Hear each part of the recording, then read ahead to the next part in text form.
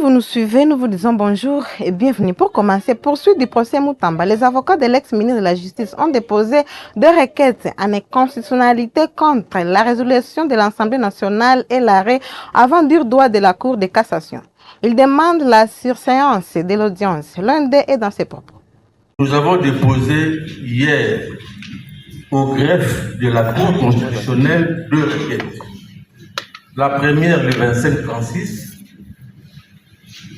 saisir la Cour constitutionnelle pour inconstitutionnalité des 2 résolutions 002 du 29 mai 2025 qui avait autorisé l'ouverture d'une instruction judiciaire à charge de M. Constant Moutamba, alors ministre d'État, ministre de la Justice et garde des Sceaux. La deuxième, 004, votée par l'Assemblée nationale en date du 15 juin 2025, qui avait autorisé les poursuites contre le même Constant Moutamba. Les 2 résolutions, non, les 2 requêtes. La deuxième requête maintenant, c'est contre l'arrêt avant dire droit, mais en vérité définitif sur incident, rendu par votre haute cour. Poursuivant ce journal par cette nouvelle, les banques commerciales ont été approvisionnées en fonds pour la paie des agents et fonctionnaires de l'État qui sera effective à partir de ce mercredi 30 juillet 2025 en RDC. Suivez. La paie des agents publics de l'État, c'est une question très sensible qui est portée au plus haut niveau, en fait au niveau du gouvernement, pour assurer la mise à disposition régulière des revenus qui permettent aux différents ménages de répondre à leurs besoins, disons fait, de manière assez régulière. Alors aujourd'hui, il était question au niveau du comité de suivi de la paie de nous retrouver autour de la table avec les différentes parties prenantes, notamment du côté du gouvernement, les différents services qui sont impliqués dans la chaîne de la paie, mais également au niveau des opérateurs de paie, pour d'abord essayer de regarder ensemble les différents problèmes qu'on a connus pour le mois de juin. Et d'après tout ce qu'on a eu à passer en revue comme point, donc on peut conclure que le mois de juin, la paie s'était déroulée de manière globale dans son entièreté. Donc, nonobstant le fait qu'il persiste encore quelques difficultés au niveau des parties en fait à accès difficile, mais les dispositions sont prises suivant les instructions des autorités de supervision pour accélérer la résolution de ces différents problèmes pour permettre à ces quelques agents publics de l'État qui ne sont pas encore entrés en possession de leur salaire puissent l'avoir dans un plus bref délai. Alors pour les points concernant la paie du mois de juillet 2025, comme vous le savez, la paie du mois de juillet a connu un retard lié notamment au fait qu'il y avait beaucoup de mises à jour en fait à intégrer dans la partie liquidation, et cela a fait en sorte que tous les processus soient un peu, disons, fait, je dirais, décalés, suivant les calendriers initialement, disons, fait, arrêtés. Mais les instructions ont été assez claires venant des autorités de supervision, notamment son Excellence, messieurs les vice-premiers ministres en charge de la fonction publique, le Mineta, ministre du budget, et particulièrement son Excellence, monsieur le ministre des Finances, qui est dans la phase d'ordonnancement et du paiement. Alors, ces instructions vont dans le sens, comme l'avait indiqué le communiqué publié récemment par le cabinet de son Excellence, monsieur le ministre des Finances, qu'on puisse accélérer l'exécution de la paie pour le contenir jusqu'au 2 août. Et aujourd'hui déjà, la mise à disposition de fonds a commencé. Et les instructions ont été données aux différents services, notamment qui préparent, je dirais, les listings et qui les transmet au niveau des banques pour qu'ils puissent appuyer sur l'accélérateur de telle sorte que les instructions qui ont été données par les autorités puissent être, disons, faites exécuter. Et donc, voilà un peu globalement la discussion que l'on a eue en fait autour de la table. Et on peut conclure en rassurant aux différents agents publics de l'État que les gouvernements, à travers les autorités de supervision, sont en train de suivre la situation de la paix de manière assez en fait rapprochée, pour permettre à ce que très rapidement les différents agents publics de l'État puissent entrer en possession de leur rémunération. Les dispositions ont été également prises pour que au mois d'août, c'est vrai que le mois de juillet, on va connaître un petit retard, mais pour le mois d'août, les autorités ont insisté pour que nous puissions mettre tout en œuvre pour encadrer la paye suivant les calendriers qui a été initialement prévu. Donc voici un peu globalement le point qui ont fait l'objet de la réunion d'aujourd'hui.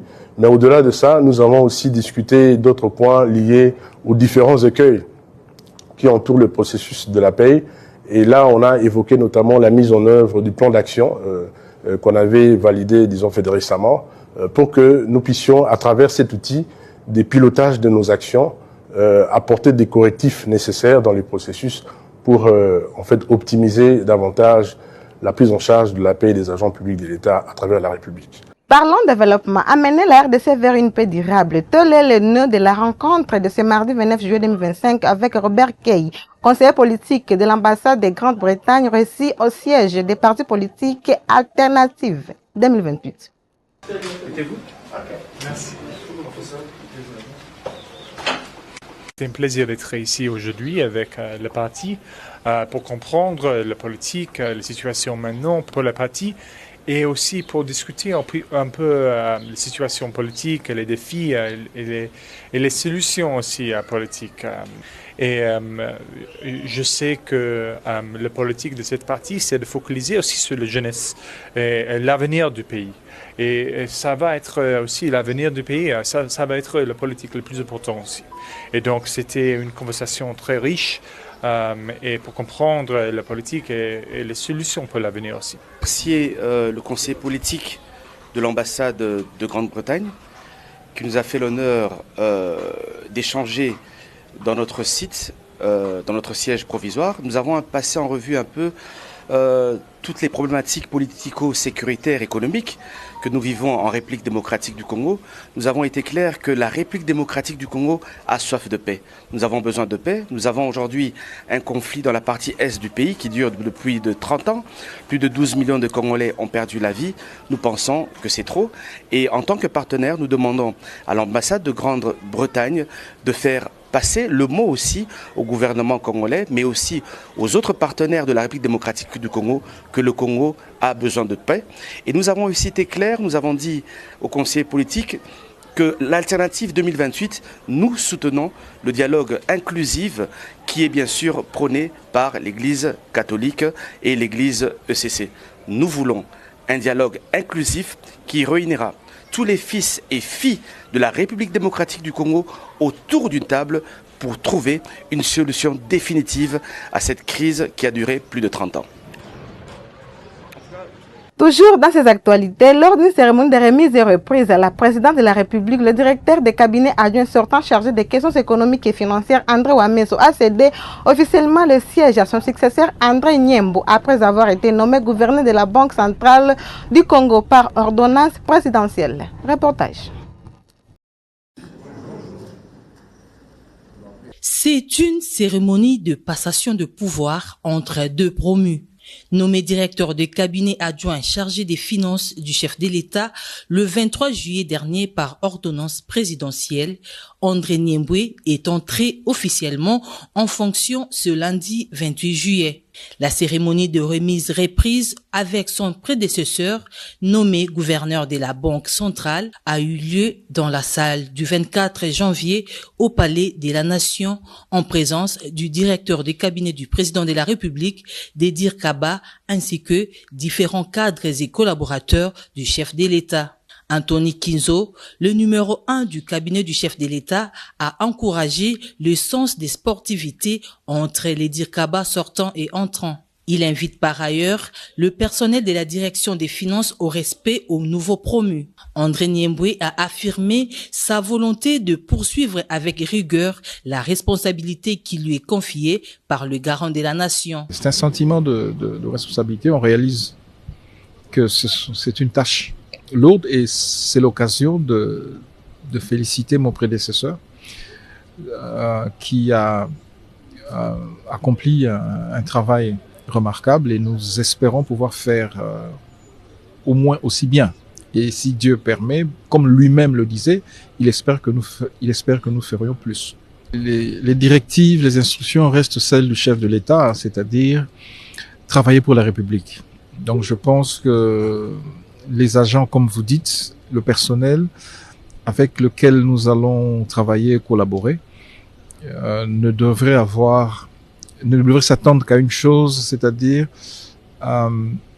les meilleures dispositions pour être efficace et servir la nation de la meilleure des manières. Pour sa part, André Wameso, le Dirkaba sortant, devenu gouverneur de la Banque centrale du Congo, a salué la confiance placée en lui par le président de la République, Félix Tshisekedi, tout en exprimant sa gratitude.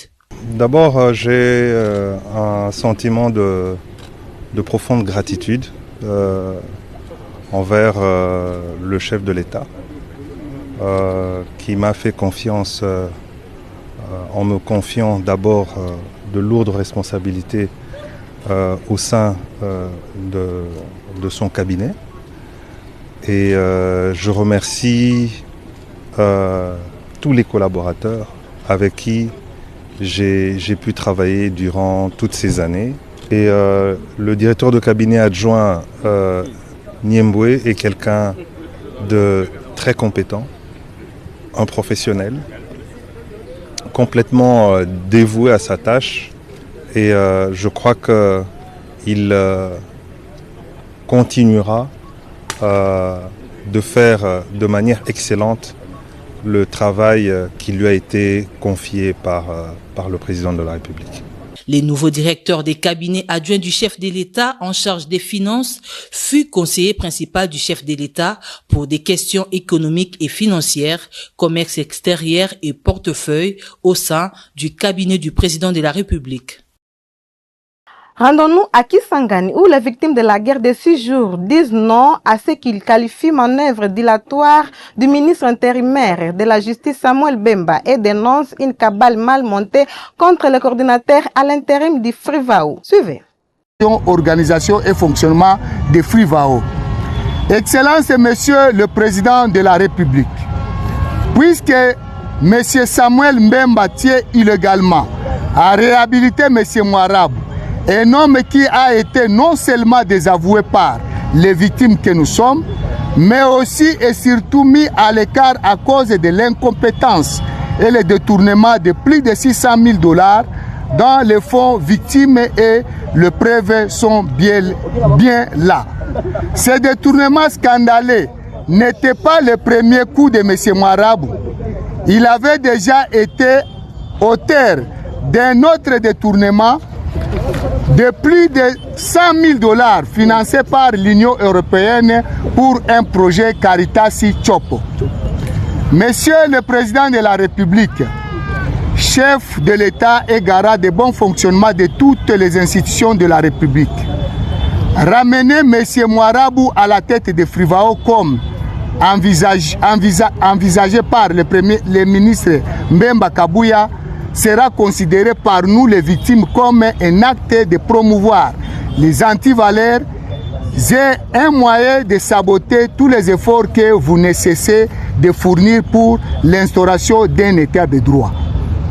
Ce sera également une très grande déception, non seulement pour nous les victimes de Kisangani, mais aussi et surtout pour celles des autres provinces qui n'attendent que le lancement des activités par le DG Chansal Bolukola.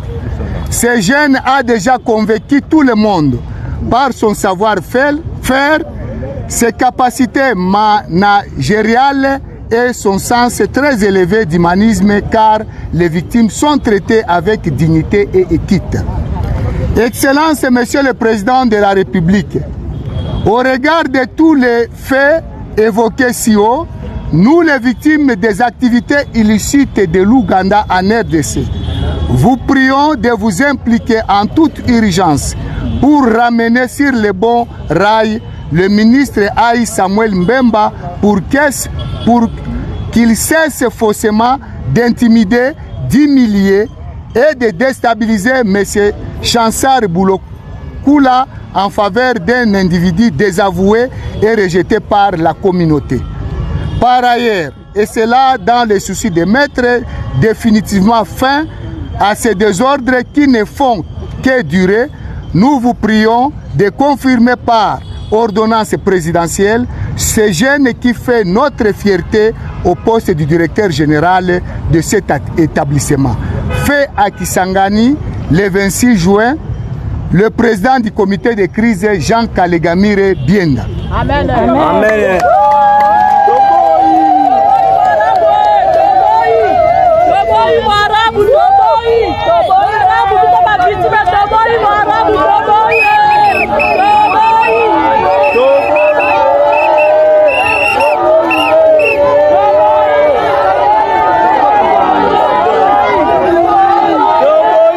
En clôture de ces actualités, au Lualaba, une importante délégation conduite par le ministre provincial de l'Intérieur Roy Kaumba et son collègue de mine Nicodème Wamana s'est rendue sur le site de la société KCC après le renforcement des mesures de sécurité ce mercredi 30 juillet 2025. Les détails dans cet élément.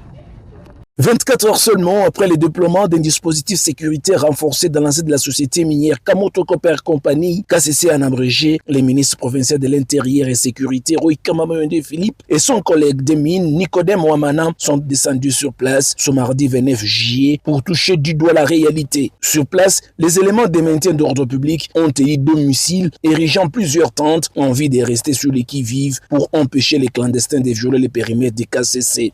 Du côté de la société, cette présence renforcée des agents de maintien d'ordre est une réussite car depuis aucun mouvement d'intrusion massive n'est observé. Devant la mine à ciel ouvert Cove, le patron de la sécurité et sa suite ont observé un déroulement de travail des fonctionnaires de cette entreprise en toute sérénité. De là, la délégation a fait un tour complet dans l'enceinte de la dite société où tout se passait correctement.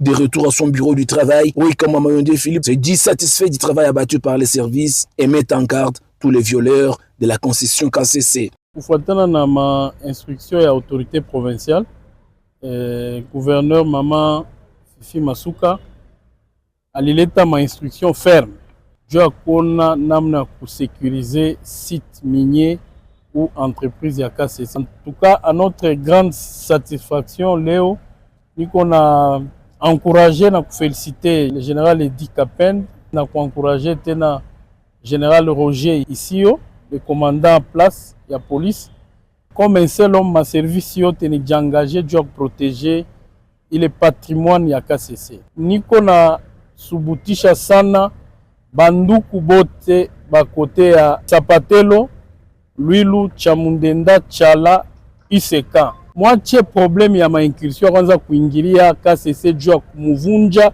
kuangusha chini. C'est la question de savoir où sera logé tous ces jeunes expulsés des KCC. Le ministre Lualaba des Mines rassure que 3 carrières octroyées par la même société sont déjà disponibles. Question de recevoir tout le monde. Je remercier d'abord notre gouverneur Mama Fifi Masuka mwile ma démarche aranza na KCC.